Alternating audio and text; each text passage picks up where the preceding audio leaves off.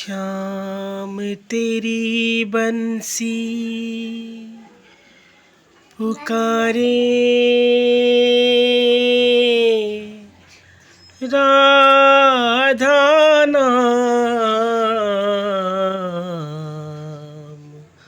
लोग करे मीरा को यूं ही बदनाम।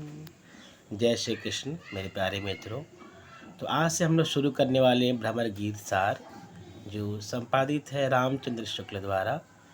तो पहला यहाँ जो पद दिया गया है वो श्री कृष्ण के द्वारा जो वचन कहे गए हैं उद्धव के लिए, वो कहा गया है, यहाँ पर लिखा गया है, जिसमें श्री कृष्ण उद्धव को कहते हैं कि उनको जाकर मथुरा में जाकर गोकुल में गोपियों से क्या कहना है, क्या क्या करना है उनको। तो पहला जो आप पद देख रहे हैं वो राग है सारंग। पहले करी पर नाम नंद सो, समाचार सब दीजो। और वहाँ वृष भानु गोप सो, जाय सकल सुधि लीजो। श्री दामादिक सब ग्वालन, मेरो हो तो भेटियो। सुख संदेश सुनाय हमारो, गोपिन को दुख मिटियो। मंत्रिक बन बसत हमारो, ताहि मिले सचु पाइयो। सावधान है मेरे हो तो ताहि, ताहि माथ नवाइयो। सुंदर परम किशोर बयाक्रम, चंचल नयन विशाल। कर मुरली सिर मोर पंख, पीतांबर माल। जनि डारियो तुम सघन बनन में, ब्रज देवी रखवार। वृंदावन सो बसत निरंतर, कबहु न होत निनार। उद्धव प्रति सब कहीं श्याम जो, अपने मन की प्रीति। सूरदास कृपा कर पठे, यही सकल ब्रज रीति। शब्दार्थ मेरे हो तो अर्थात मेरी ओर से, मंत्री अर्थात यहाँ राधा से अभिप्राय है, सचु अर्थात सुख, वैक्रम अर्थात अवस्था, नियार पृथक अलग होना। यह सकल ब्रज रीति या अर्थात श्री कृष्ण ने बताया कि यही सब ब्रज की रीतियाँ व्यवहार है। संदर्भ: श्री कृष्ण ब्रजवासियों को छोड़कर मथुरा के राज वैभव और वहाँ के तड़क भड़क में थोड़े समय के लिए फंसे अवश्य, लेकिन ब्रजवासियों की मधुर स्मृतियाँ रह रहकर उन्हें कोसती रहीं। इधर उनके परम मित्र उद्धव अपने ज्ञान गर्भ में चूर हैं और प्रेम और भक्ति की महत्ता को नगण्य समझते हैं। श्री कृष्ण ब्रजवासियों का समाचार ज्ञात करने के बहाने उद्धव के हृदय में गोपियों की प्रेम भक्ति को उत्पन्न करना चाहते हैं। अतः उद्धव के ज्ञान स्फीत व्यक्तित्व को विगलित करने के उद्देश्य से उन्हें ब्रज भेज रहे हैं। व्याख्या: उद्धव के प्रति कृष्ण का कथन। हे उद्धव, तुम ब्रज में पहुंचकर सबसे पहले नंद जी को प्रणाम करना, क्योंकि वे हमारे पूज्य पिता हैं और पिता के प्रति पूज्य दृष्टि रहनी चाहिए। पुनः बड़ों का सम्मान भारतीय मर्यादा और शिष्टाचार का अभिन्न अंग है। प्रणाम करने के पश्चात उन्हें यहाँ का सब समाचार बता देना। इसलिए भी यह बताना आवश्यक है कि जब से मैं ब्रजमंडल से आया हूँ, उन्हें हमारा समाचार नहीं मिला। वे हमारा समाचार जानने के लिए व्याकुल मना है। इसलिए इसके पश्चात आप बरसाने जाना और वृषभानु गोप की अर्थात राधा के पिता का भी समाचार ज्ञात करना। राधा के कारण वृषभानु से भी कृष्ण का अटूट लगाव है। यही नहीं, सुदामा इत्यादि मेरे मित्रों से मेरी ओर से भेंटना बहुत दिनों से वियुक्त होने के कारण वे सब मेरे बिना दुखी होंगे। इन पंक्तियों में श्री कृष्ण की अपने मित्र के प्रति सख्यानुभूति की मार्मिक व्यंजना हुई है। इसके पश्चात उन्होंने गोपियों के प्रति अपना संदेश प्रेषित करते हुए कहा कि हमारे कुशल क्षेम का संदेश बताकर उनके कष्ट को दूर करना। वहाँ जाने पर तुम्हें वन में हमारे एक मंत्री से भेंट होगी। उसे देखने पर तुम्हें आनंद प्राप्त होगा और तुम बहुत सहजतापूर्वक उसे हमारी ओर से नमस्कार करना।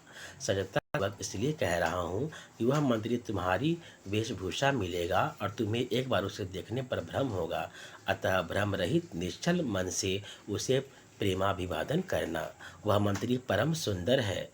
कभी कभी प्राय है कि वह परम सुंदरी राधा है जो वियोग में कृष्णमय हो रही है।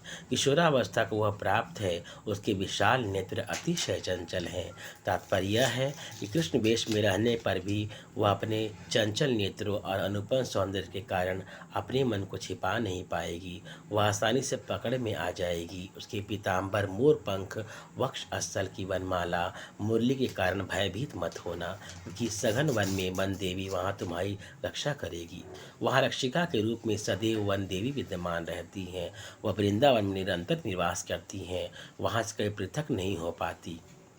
व्यंजना यह है कि ब्रह्म की आह्लादिनी शक्ति के रूप में राधा ब्रह्म में तन्मय रहती है और उस वन को छोड़कर अन्यत्र नहीं जाती।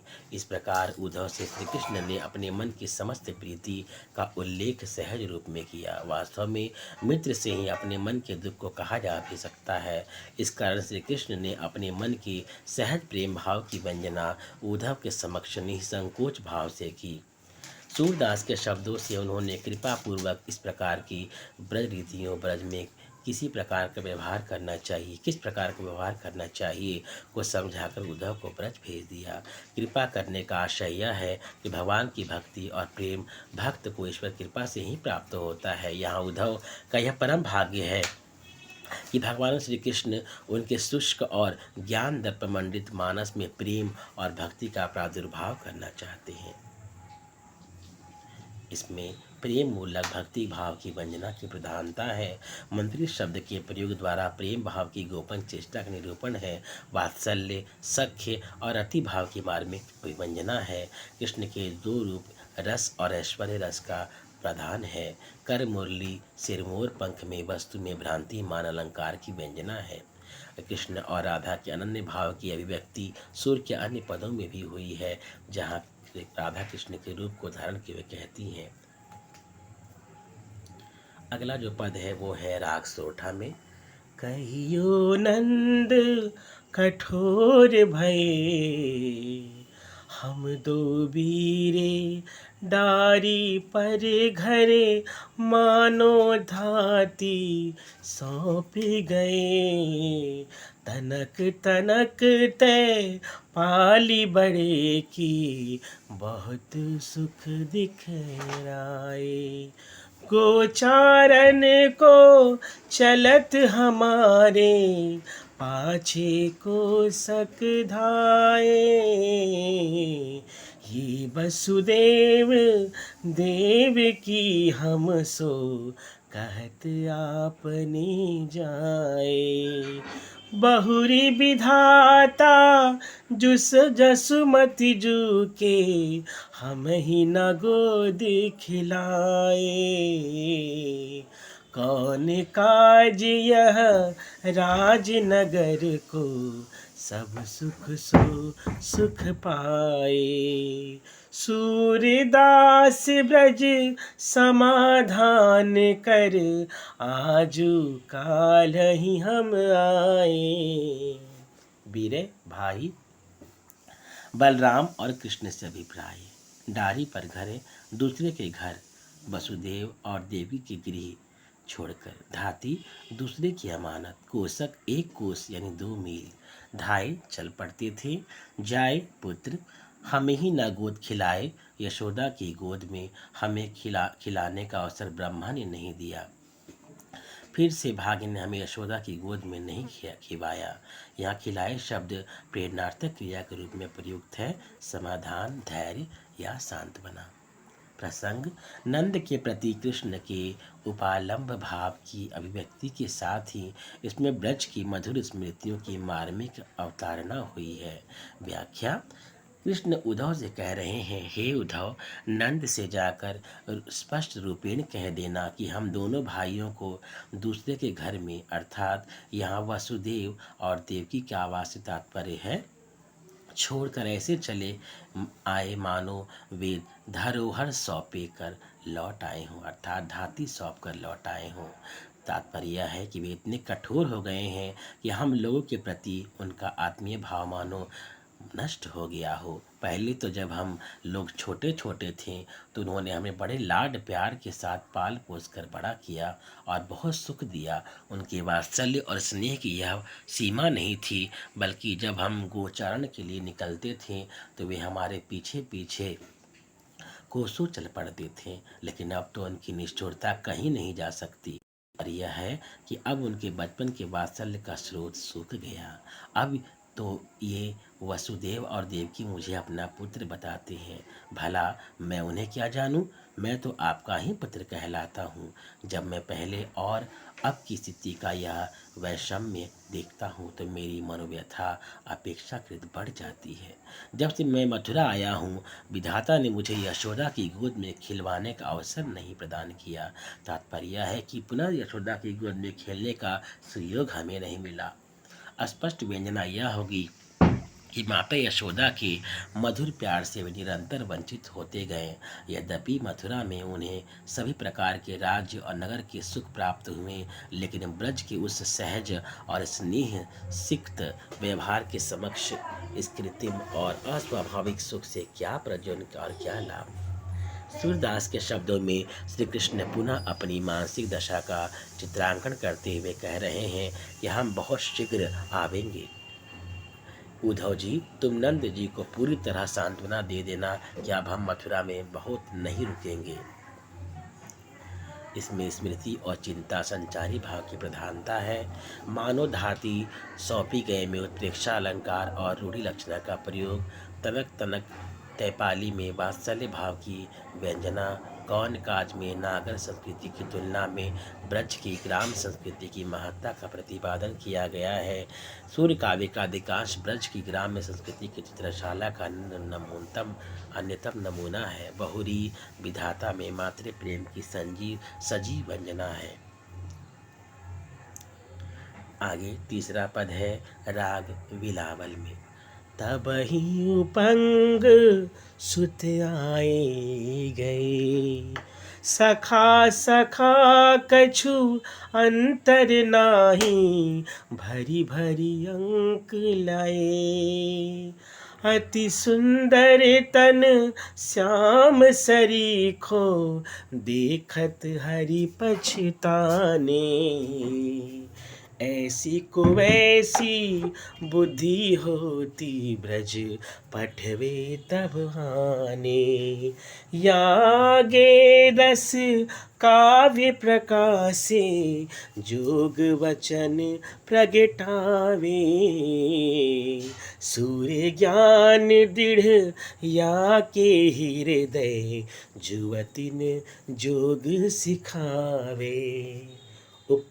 पंगसुत अर्थात उद्धव, भारी भारी अंक लय परस्पर छाती से लिपट कर मिले, सरीखे समान दृश्य सदृश्य वैसी बुद्धि होती। आकर्षक शरीर की भांति यदि प्रेम और भक्ति की बुद्धि मिली होती, ले आने के लिए वैसी बुद्धि ग्रहण करने हेतु प्रकाश से चर्चा करने हेतु क्षमा करें चर्चा करने पर या के हृदय, इसके हृदय में। संदर्भ, गोपियों की स्मृति में तन्मय श्री कृष्ण उनका समाचार प्राप्त करने के उद्देश्य से किसी को वहां भेजना चाहते थे। उसी समय उद्धव जी आ पहुँचे। सूर ने इसमें श्री कृष्ण और उद्धव के व्यक्तित्व की विशेषताओं का बड़ा ही सजीव और यथार्थ चित्रण किया है। व्याख्या। ब्रजवासियों की स्मृति में तन्मय श्री कृष्ण किसी को ब्रजमंडल भेजना चाहते थे। उसी समय उनके मित्र उद्धव जी आ गए। दोनों मित्रों में कोई अंतर नहीं। दोनों निष्कपट भाव से गले लगकर परस्पर मिले और कृष्ण के सदृश उद्धव का शरीर भी अत्यंत सुंदर, अर्थात वे भी श्याम वर्ण और आकर्षक हैं। लेकिन दोनों में अंतर की रेखा यदि खींची जा सकती है तो यही कि कृष्ण का हृदय जहाँ गोपियों के प्रेम भक्ति से परिपूर्ण है, वहीं उद्धव जी का हृदय इससे काफ़ी दूर है, प्रेम और भक्ति को स्पर्श तक नहीं कर सके हैं। इसे देखकर श्री कृष्ण पश्चाताप करने लगे और वे कहने लगे कि यदि आकर्षक और लावण्यमय शरीर के साथ ही इन्हें प्रेम और भक्ति में हृदय भी मिला होता तो क्या ही अच्छा होता। अब उत्तम यही होगा कि प्रेम और भक्ति का जो स्रोत उनके मानस में सूख गया है उसे प्राप्त करने के लिए इन्हें ब्रज भेज दिया जाए। वहाँ जाने पर ही इनके आकर्षक शरीर के अनुसार आकर्षक हृदय भी हो जाएगा। यह तो ऐसा शुष्क मानस प्राणी है कि यदि इसके समक्ष किसी रसात्मक काव्य की चर्चा करते हैं तो यह अपने शुष्क दर्शन और योग शास्त्र की जटिलताओं का विश्लेषण करने लगता है। दर्शन और योग की गहराई में ही उत्तरोत्तर प्रवेश करने लगता है। उसके हृदय में ज्ञान की ऐसी दृढ़ता है कि यदि इसे गोपियों के पास भेज दिया जाए तो यह उन्हें भी ज्ञान की ही शिक्षा देगा।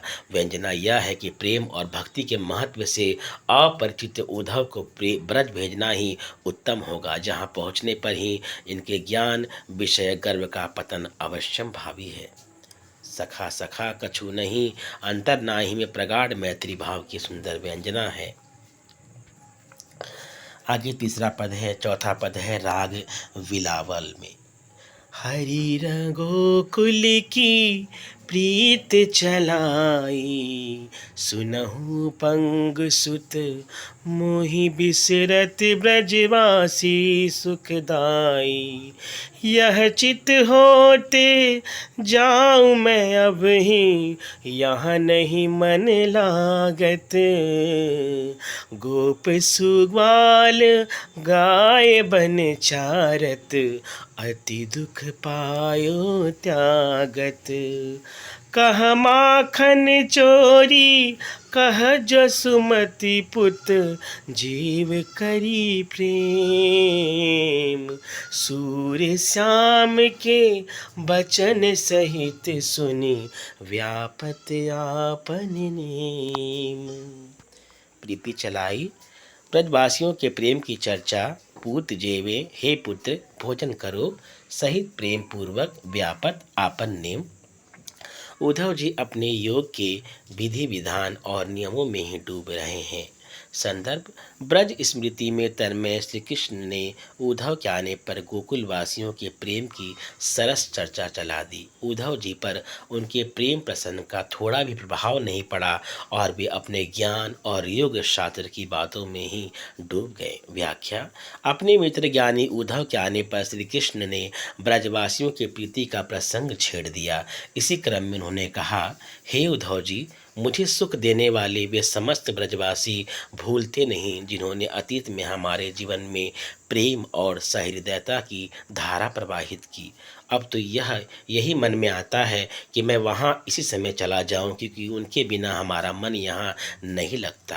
ब्रजमंडल में रहते समय मैं उन गोप ग्वालों के साथ वन में गाय चराने जाया करता था और मुझे वन्य जीव वन की ऐसी मधुर अनुभूति से परम सुख स्नेह मिलता था। तब इसी से उन ग्वाल गोपों को साथ छोड़ते हुए समय मुझे अपार पीड़ा हुई थी। अब तो ऐसा सुख स्वप्न हो गया है। अब माखन चोरी का आनंद यहाँ कहाँ, और वह सुख भी यहाँ कहाँ प्राप्त है जब यशोदा जी बड़े प्यार से वात्सल्य भाव के साथ कहा करती थी कि हे पुत्र भोजन कर लो। श्री कृष्ण की ऐसी मधुर और प्रेम युक्त वाणी को सुनकर भी उद्धव के मन पर इसका कुछ भी प्रभाव नहीं पड़ा और वे सूर्य के शब्दों में अपने योग और ज्ञान की विविध रीतियों और विविध विधान में ही डूबे रहें। आगे पांचवा पद है, राम राम राग राम कली। जदुपति लखयो तिही मुस्कात, कहत हम मन रही जोई सोई भई यह बात। बचन परगट करन लागे, प्रेम कथा चलाए। सुनहु धव मोहि ब्रज की सुधि, नहीं बिसराय।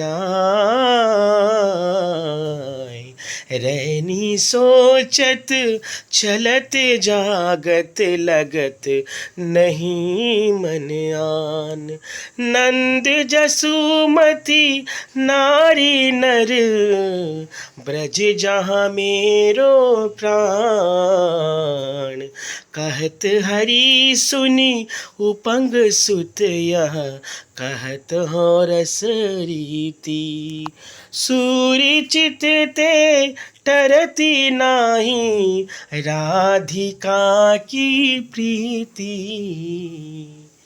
लगत नहीं मन आन, मन अन्य विषयों में नहीं लगता। सुनी सुनो रस रीति प्रेम रीति। उद्धव जी ने इस पद में श्री कृष्ण के हृदय में जो गोपियों और ब्रजवासियों के प्रेम की धारा बह रही है उसकी खिल्ली उड़ाई है। जब श्री कृष्ण ब्रज के प्रति अपना अनन्य अनुराग व्यक्त करने लगे तो इसे सुनकर उद्धव जी मुस्कुराने लगे। उनकी मुस्कुराहट को श्री कृष्ण ने भांप लिया। व्याख्या। श्री कृष्ण ने देखा कि उनकी बातों पर उद्धव जी मुस्कुरा रहे हैं। इस मुस्कुराहट में वास्तविक व्यंजना यह है कि श्री कृष्ण पार ब्रह्म होकर भी ब्रजवासियों के झूठे और लौकिक प्रेम में विह्वल हो रहे हैं। उद्धव की बातों पर विचार करते हुए श्री कृष्ण ने मन ही मन यह कहा कि जो मैं सोच रहा था वही बात आज सत्य हो गई। अर्थात सोच यह रहा था कि ब्रजवासियों के प्रेम प्रसंग को तो प्रस्तुत कर रहा हूँ, किंतु उसका प्रभाव इस नीरस और ज्ञानी पुरुष पर कुछ भी नहीं पड़ेगा। पुनः वाणी द्वारा वे प्रेम की चर्चा करते हुए अपनी मन स्थिति को व्यक्त करने लगे और कहने लगे, हे उद्धव, मुझे ब्रज की बातें भूलती नहीं और इनके कारण रात में सोते समय अर्थात सुप्तावस्था में, चलते समय, जागृत अवस्था में मेरा मन अन्य विषयों में नहीं लगता। वस्तुतः मेरा प्राण तो वहीं रहता है जहाँ नंद जी, यशोदा जी और ब्रज के नर नारी रहते हैं। दूसरे शब्दों में मेरे मन में इनके प्रेम के अतिरिक्त अन्य विषयों में किसी भी प्रकार का रुझान या रुचि नहीं रहती, मात्र इन्हीं में तन्मय रहता हूँ। इसके अनंतर वे कहने लगे, हे उद्धव, मन लगाकर सुनो, मैं तुमसे रस रीति यानी प्रेम तत्व की चर्चा कर रहा हूँ। सूरदास के शब्दों में वह रस रीति यह है कि मेरे चित्त से राधिका का प्रेम किसी भी प्रकार से दूर नहीं हो रहा है। मैं उस प्रेम को भूलना चाहता हूँ किंतु वह कदापि भूलता नहीं। आशय यह है कि अन्यों के प्रेम को भले ही कुछ क्षणों को भूल जाऊं, लेकिन प्रेम मूर्ति और ब्रह्म की आह्लादनी शक्ति राधा को कैसे भुलाया जा सकता है। इसमें वात्सल्य मूलक रति के साथ ही अंतिम पंक्ति में दाम्पत्य रति की सुंदर अभिव्यक्ति हुई है। स्मृति संचारी की प्रधानता है। राग सारंग छठा पद। सखा सुनो मेरी एक बात, वह लता गन संग गोपिन सुधि करत पछिता। कहाँ वह वृष भानु तनया परम सुंदर गात। सुरती आए रास रस की अधिक जिया कुलात। सदा ही आया रहत नाही सकल मिथ्या जात। सूर्य प्रभु यह सुनो मोसो एक ही सोनाथ। परम सुंदर गात। अतिशय सुंदर शरीर वाली सुंदरी, सूरती आए स्मरण होने पर रास रस, रास का आनंद, हित अर्थात प्रेम, यह प्रेम क्षण भंगुर है। सकल मिथ्याचार, सभी चीजें भ्रम जनित है। एक ही सोनाथ, एकमात्र पार ब्रह्म से ही सच्चा नाता होता है। यह कथन कृष्ण प्रति उद्धव का है। संदर्भ, इसमें उद्धव जी ने श्री कृष्ण द्वारा कथित ब्रजवासियों की प्रेम महिमा का खंडन किया है और यह स्पष्ट रूपेण घोषित किया है कि एकमात्र परब्रह्म का ही सच्चा संबंध होता है, अन्य सभी चीजें भ्रम से उत्पन्न हैं। व्याख्या, श्री कृष्ण का उद्धव के प्रति कथन। हे मित्र, मेरी एक बात सुनिए। एक बात से आशय है कि अनर्गल और झूठी बातों को छोड़कर एक तथ्य की बात बताई जा रही है। वह तथ्य है प्रेमोत्कर्ष का स्वरूप।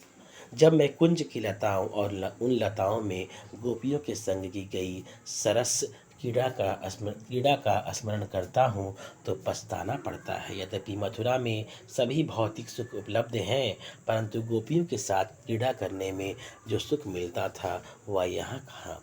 इस अभाव को याद करके पश्चाताप करना पड़ता है। अब यहाँ उस सुंदरी राधा का दर्शन कहाँ। जब रास मंडल की याद आती है जिसमें राधा और गोपियों के साथ नृत्य में भाव विभोर हो जाता था तो मेरा मन अति व्याकुल हो जाता था। श्री कृष्ण की इस व्याकुलता भरी बातों को सुनकर उद्धव ने कहा, हे कृष्ण, यह लौकिक प्रेम सदैव नहीं रहता। यह क्षण भंगुर है और असत्य है और ये सब मिथ्या यानी भ्रमजनित है।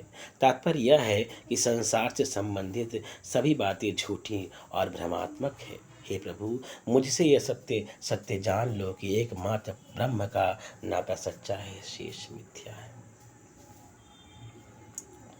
राग टोडी, सातवां पद।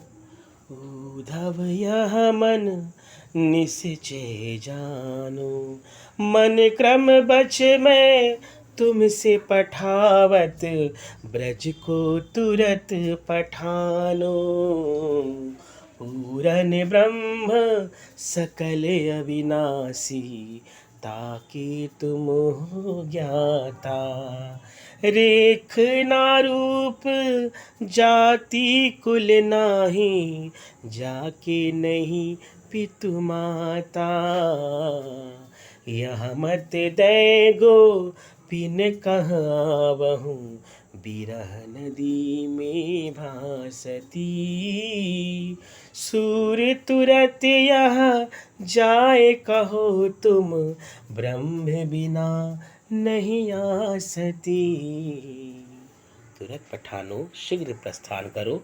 भासती डूब रही है विरह नदी, विरह रूपी नदी में आसती आसक्ति मुक्ति। श्री कृष्ण उद्धव जी को ब्रज भेज रहे हैं। इस भेजने से दो प्रयोजन की सिद्धि होगी। उद्धव के ज्ञान का गर्व पतन, ब्रजवासियों को जो वियोग में जल रहे हैं आश्वासन एवं धैर्य मिलेगा। व्याख्या, उद्धव प्रति श्री कृष्ण का कथन। हे उद्धव, तुम अपने मन में यह निश्चय ज्ञान लो कि मैं तुम्हें सच्चे मन से मनसा वाचा कर्मणा ब्रजमंडल भेज रहा हूँ। ब्रजमंडल भेजने का अभिप्राय यह है कि बहुत समय से ब्रजभाषियों का समाचार नहीं मिला और उनका ठीक ठीक समाचार लाने में तुम्हारे समान मैं किसी और को उपयुक्त नहीं समझता। अतः तुम निसंकोच ब्रज के लिए शीघ्र प्रस्थान कर दो। पुनः तुम तो पूर्ण अखंड एवं अविनाशी ब्रह्म के ज्ञाता मर्मज्ञ हो, ब्रह्म ज्ञान के पूर्ण पंडित हो और ऐसे ब्रह्म के बारे में जानते हो जो मातृ पितृविहीन है और रूप रेखा आकार रहित, जाति गोत्र से सर्वथा मुक्त है, अर्थात वह ब्रह्म जो निराकार सूक्ष्म निरुपाधि और गुणातीत है। ऐसे ब्रह्म का मर्म तुम गोपियों को भी समझा आओ जो बिचारी वियोग रूपी नदी में डूब रही हैं, अर्थात जो वियोग की पीड़ा में दिवा रात्रि डूबी रहती है, वियोग के कष्ट में उत्तरोत्तर क्षीण होती जा रही है। सूर्य के शब्दों में उद्धव प्रति श्री कृष्ण का कथन है कि हे उद्धव, इस कार्य के लिए तुम तुरंत जाओ और उन्हें बतला देना कि बिना निर्गुण ब्रह्मोपासना के सांसारिक मुक्ति संभव नहीं, अर्थात ब्रह्म ज्ञान से ही मोक्ष संभव है, प्रेम और भक्ति से नहीं। विरह नदी में भासती में निरंग रूपक अलंकार, यह मत गोपिन दे आवहु में पर्यायोक्ति अलंकार का प्रयोग है। रागनट, आठवां पद।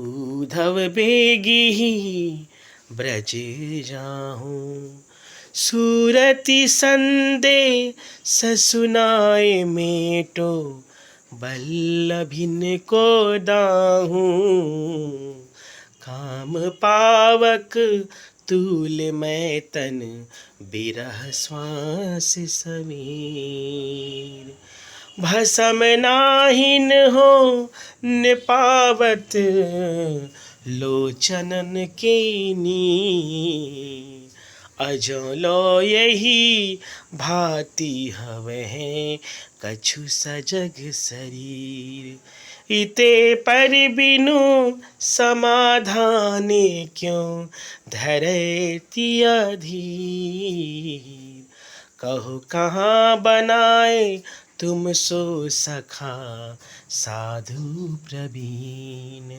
सूर सुमति बिचारी है क्यों जिए जल बिनु मीन सूरती प्रेम वल्लभिम वल्लभी प्यारी जहाँ गोपियों से अभिप्राय है दाहु संताप पीड़ा काम पावक कामाग्नि तूल में रूई सदृश अत्यंत कोमल लोचनन के नीर अर्थात आंसू अजा लो आज तक सदक शरीर जीवित शरीर इते पर इतने पर भी समाधाने धैर्य आश्वासन तिया गोपियों से अभिप्राय है।